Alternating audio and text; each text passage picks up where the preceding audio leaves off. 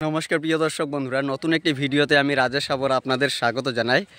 আমি রয়েছি কাছাড়ের পূর্বধলায় দর্মিখাল জিপির সচিনপুর গ্রামের জিন স্থানে রয়েছি। তো আমার বাসা এখানে, আর এখানে চলছে একটি কাজ চলছে। কি কাজ চলছে আমি এই ভিডিওতে তুলে ধরবো, আপনারা কন্টিনিউ দেখতে থাকুন। নতুন হলে পেজটি ফলো করবেন, সাবস্ক্রাইব করবেন ইউটিউব চ্যানেলটি। এবারে আমি বিস্তারিত তথ্য এবং দৃশ্যগুলি তুলে ধরেছি ভিডিওতে।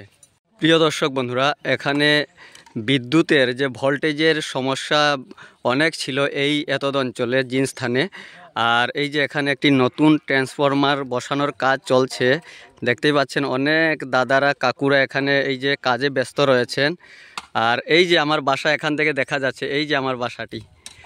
আর এই যে আমাদের এতদ অঞ্চলে বিভিন্ন বিদ্যুতের গ্রাহকদের সমস্যা ছিল, আর এই সমস্যার নিরসনে ওনারা এই যে কাজে ব্যস্ত রয়েছেন। এখানে নতুন ট্রান্সফরমার বসানোর কাজ এই যে চলছে আজ 22শে মার্চ। এই যে দেখতে পাচ্ছেন আপনারা এই যে তার, আর ওই সামনে রয়েছে 11,000 সেই কারেন্টের যে ভোল্টেজের লাইনটি রয়েছে।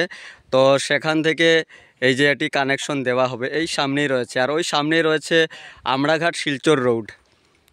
আর এই যে এখানে দেখতে পাচ্ছেন ওনারা কাজে ব্যস্ত রয়েছেন। এই যে বিভিন্ন সামগ্রী এই যে এখানের যাবতীয় এই কাজে যেটা ব্যবহৃত হবে ওনারা নিয়ে এসেছেন।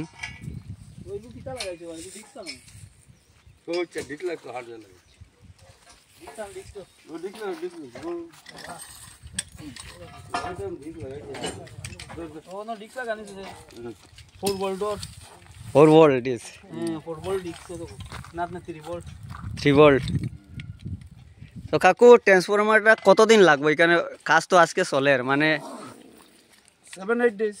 7-8 days, 7-8 দিনের মধ্যে এখানে ট্রান্সফরমার সেই কাজ কমপ্লিট হয়ে যায় বসানো। আজকে তো সেই বসানোর কাজ চলছে।